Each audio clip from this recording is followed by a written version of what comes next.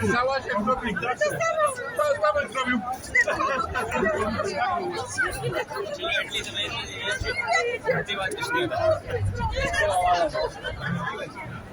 A pokaz się dawno skończył. To się powiedziało, że nie było sporek za to. Idziemy do muzeum.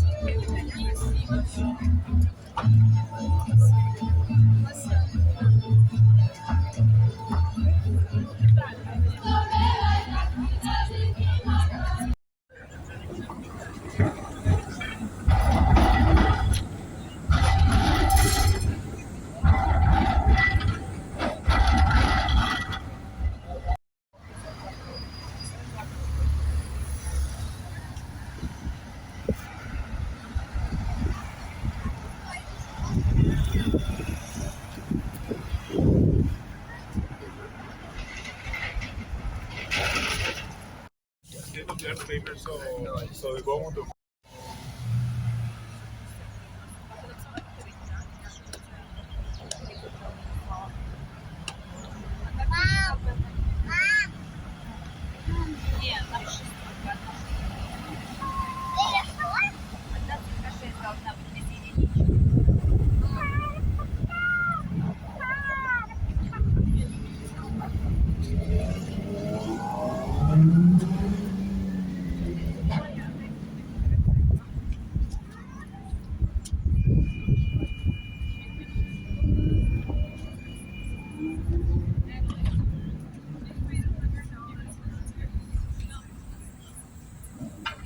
Yeah, dude. Oh my god. He said he took $100. He got scammed. He got scammed so hard.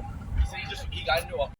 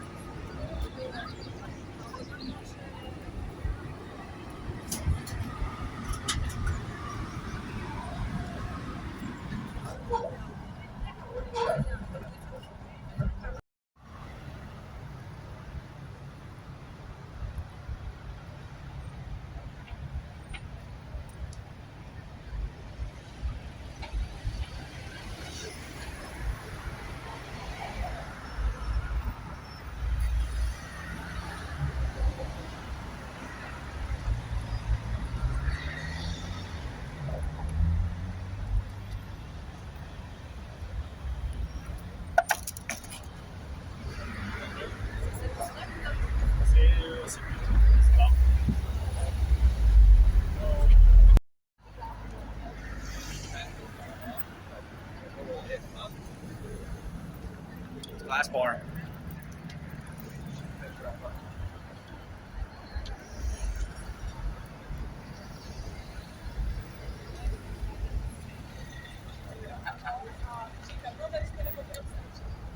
Czytaj czeski na to.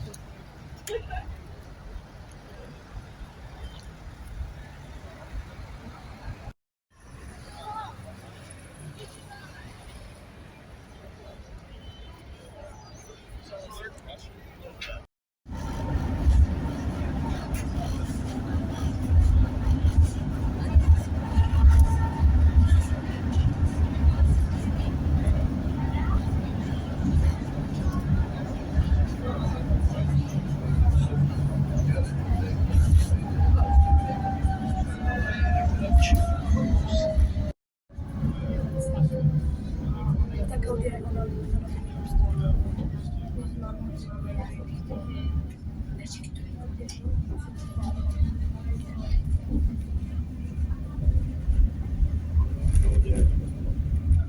Jsme se napsat M, než nepřijde i mal. Perče na zahradě. Máme zároveň. Ještě hned ráno, když jsme tam. Ale zahrnovala na přijde.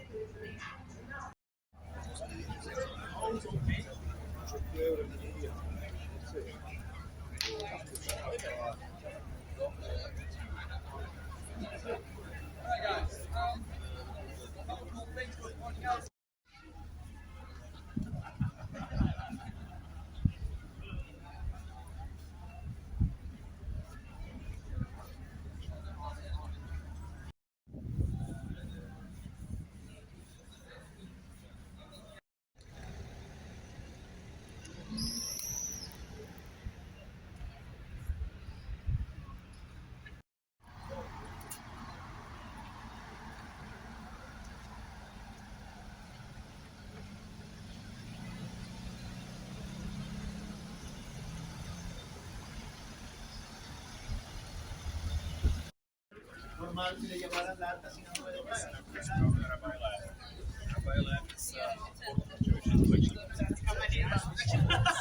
A jest gwiazda.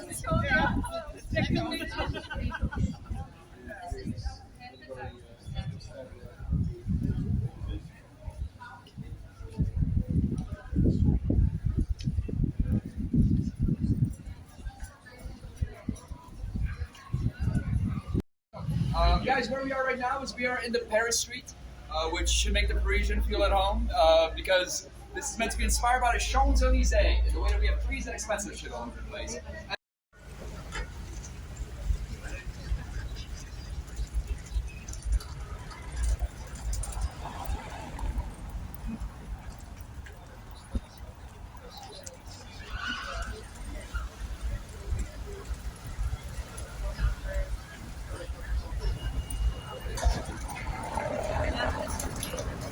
Reading Franz Kafka. I think you should read him again as a had any economies and we've never had any practice. Check IPAs for local beers. That is a cardinal sin. But I would say if you are getting an IPA, get a small one. Someone doing it to a big group, like 30 or so people, and just as I start talking about the other groups, I feel like, oh my god, I'll just give them a heads up. But 30 seconds into my tour, a lot of people, because they sell beer on the streets in the city. Are those stores legal? No. Is anybody gonna arrest you? Most likely not.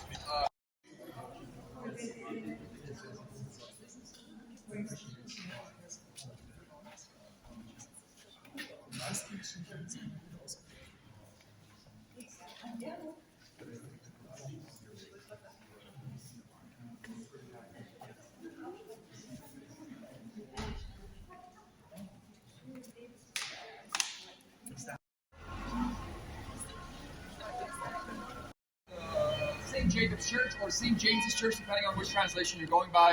It should be St. Jacob's, but I found that most English maps call it St. James's. Just telling you in case you ever do want to go inside. But when it does come to St. James's Church, what it's most famous for is for an ancient legend from the 15th century. As the story goes, inside you would have a statue of the Virgin Mary, a life-size version of the statue that was very inspiring. And by inspiring, I mean she had a golden necklace on her neck that people try to steal. The story goes, there's a young man who sees the statue, he wants to steal the necklace, so he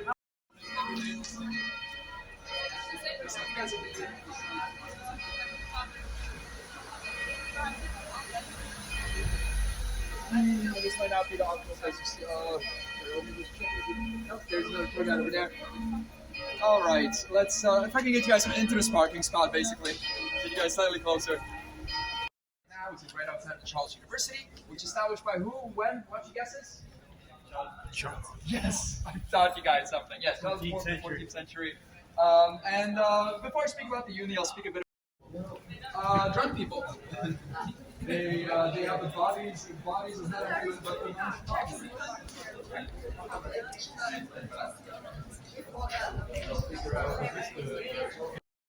Thank you so much for making my life easier. Nothing is worse than somebody yelling the wrong answer with a strange amount of confidence. I once, the same guy who yelled pirates, he also yelled beef up. He didn't yell Beethoven, he yelled beef. So I got my dad a dog a couple of years ago after he retired to like Max and whatnot, and I really wanted to call her beef up, but he said that's an inappropriate name for a dog.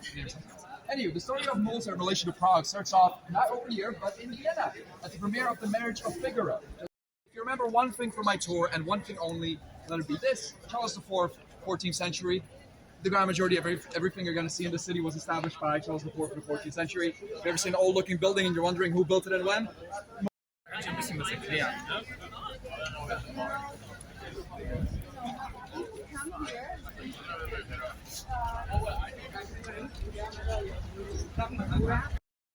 Any vegans on the tour? I'm so sorry, wrong city. There are plenty of fantastic vegan restaurants in Prague. They just have nothing to do with Czech culture. We actually do finish off our next really good vegan burger restaurant called Forky's, Forkys, that I can point out to you if you want to go get a vegan burger. Any vegetarians? Again, I'm so sorry. If you look closely between the cobblestones, it's grass. No, I'm kidding. We have one vegetarian dish. We have one vegetarian dish to offer, and that is the fried cheese. Which the Czechs, we are a beautiful culture. We have so much to offer to the world. We are terrible at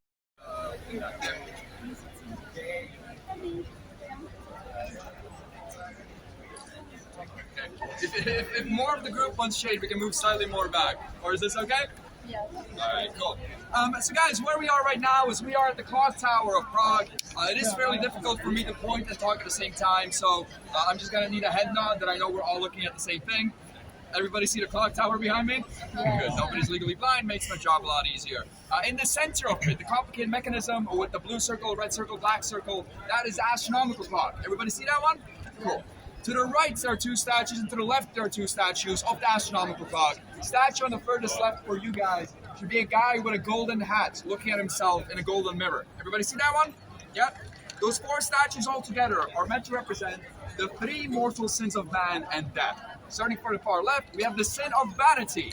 The guy looking at himself in a mirror, basically the modern equivalent of somebody with a selfie stick. To the right of him, we have the sin of greed, which is shown as a Jewish moneylender.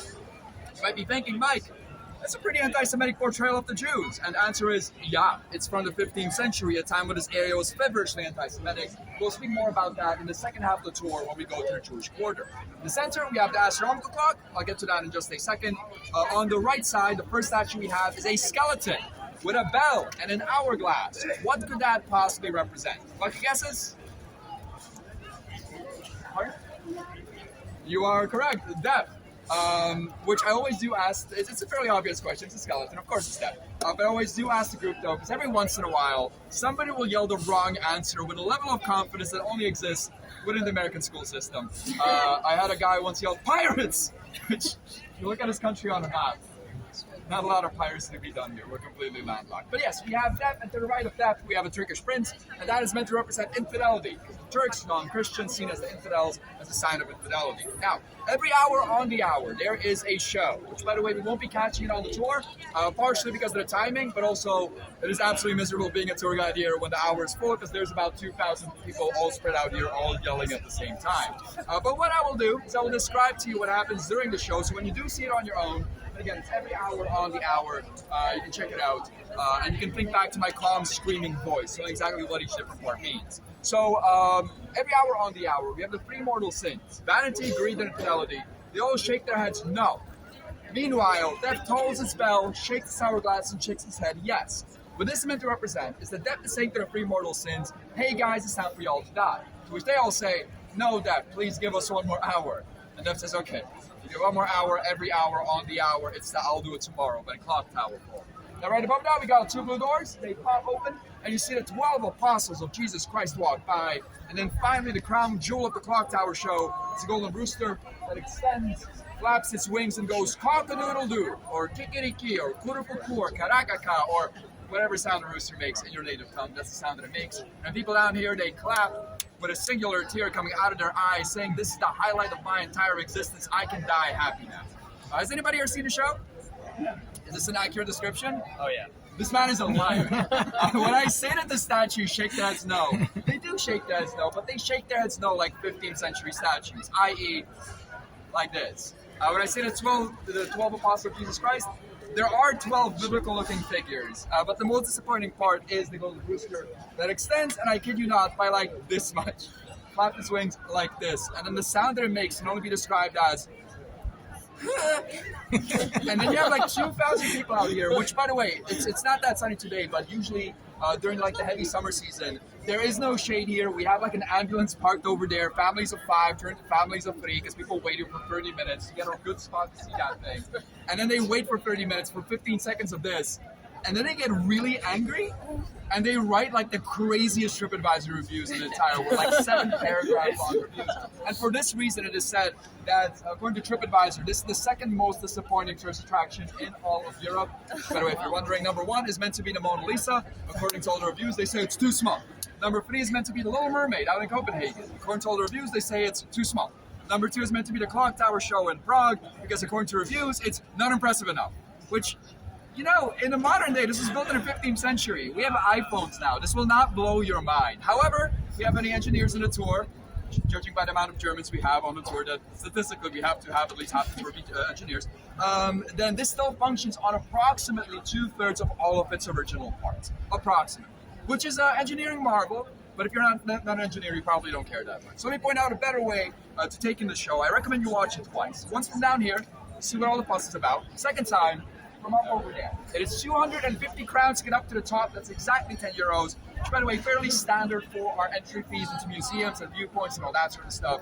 And if you're up there, if you like snapping pictures, you get to see all the old town from like a high vantage point. Great for snapping pictures. But also, if you do go up there, I recommend going up there about 10 minutes before the full hour.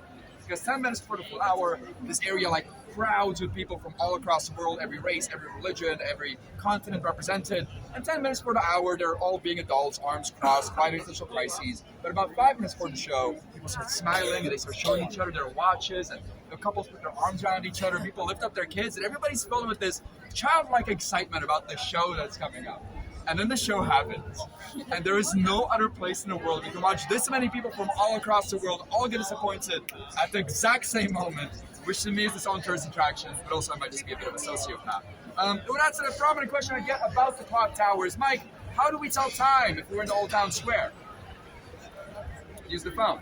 But Mike, we want to use the clock tower. Cool. We added a second clock there in the 18th century, so it's easier to tell the time. But Mike, I want to use the bottom part of the clock tower to tell the time. Great. In the 19th century, black on white, over on the left side, we added a second clock, and then a third clock over on the right side as well.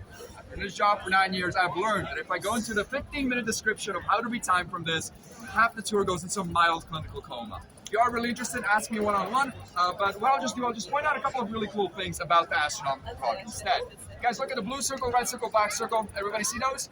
there is a sun handle. It's a handle with the sun on it. That will show you where the sun is currently in the sky. Blue means day, red means dawn or dusk, black means it's night. There's a second handle, which I think is a white ball right now. Yep. And that is the moon handle. That will actually spin around as the moon phases change, and it will travel through the different astronomical signs, showing you what sign is currently in season. Which again, still functioning on approximately 2/3 of all of its original parts. It's an engineering marvel. It's not super accurate because we have like summertime and all that sort of stuff. But again, if you guys are looking to know the time, use your phone. If you do want to make your life really, really difficult, a bunch of smartphones have like the widget app where you can get this onto your phone. So whenever you run late somewhere, you can be like, Prague astronomical clock, but you'll still be late. Last thing I want to point out while we're in this kind of crowded square is that building right over there. That is the Church of Our Lady Before the Teen, a beautiful, beautiful church where the main question that I get about it is, like, how do I go inside? Because people do a circle around it, not find a door, do a second circle around it, still not find a door, and then just give up, go drink beer. Standard movement for Prague. But when it does come to this church, if you guys look, sometimes during like religious holidays, they'll open up the back doors to make entry more obvious and easier. But on regular days, to get inside, it's a bit of a strange path. If you guys look, there's these two big buildings blocking the front of that church. Everybody see them? They used to be a monastery that was sold into private ownership over and over and over and over and over again. What we have there today is a art gallery and also like a very, very mediocre pizza/coffee place. And if you want to enter that church on a regular day, you gotta walk through the pizza/coffee place. Skip the pizza, skip the coffee, check out the church. It is a very, very nice church. Also, welcome to the second most atheist nation in the world. We recycle all of our work. With that said, guys, you want to make our way off in that direction so we can speak a bit about being. We don't have enough room for God in our hearts because we like our fried food, we like our beer, and a bunch of other things where it's way too early in the day to talk about. But that is not very historic. The second answer is passport dramatic tension. Something tells me there's going to be a lot of strange sounds on the street on this one. It's my heart. The second answer looks at a communist regime. Now, between 1948 and 1989, there's a single party totalitarian state over here, run by the Communist Party of Czechoslovakia. Okay, good. We got a healthy democracy over here. So those of you that want to make fun of on the tour, we got Austria over here, I believe. We got Texas. We got.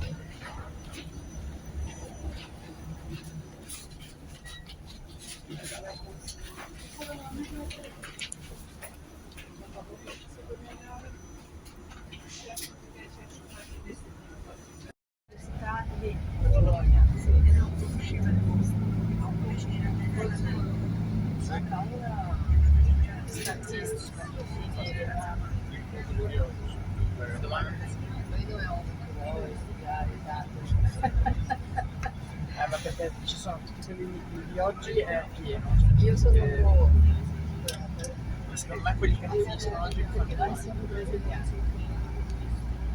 tagliato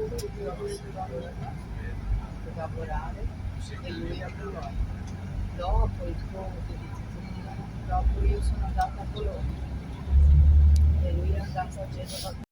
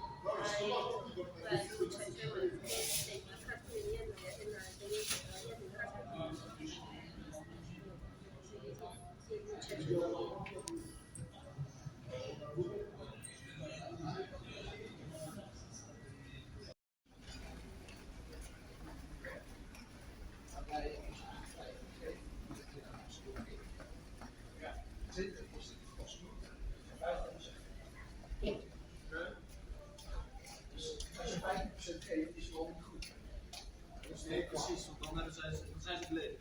Ja. Maar wij zijn wij zijn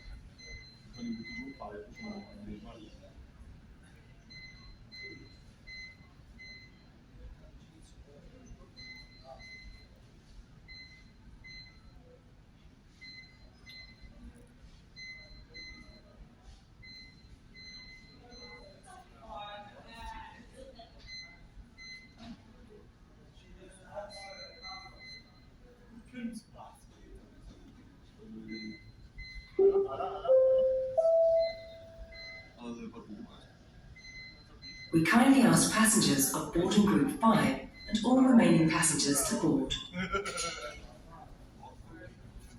Nyní žádáme cestující v nástupní skupině 5 a všechny ostatní.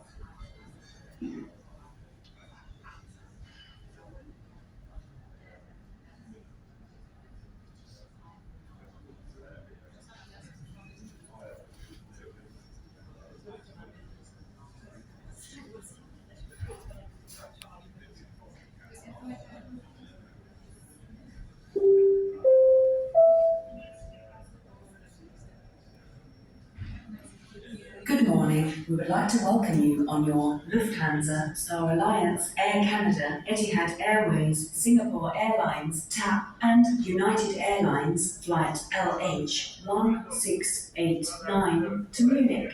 We kindly ask passengers with babies or children up to the age of 5, passengers with reduced mobility,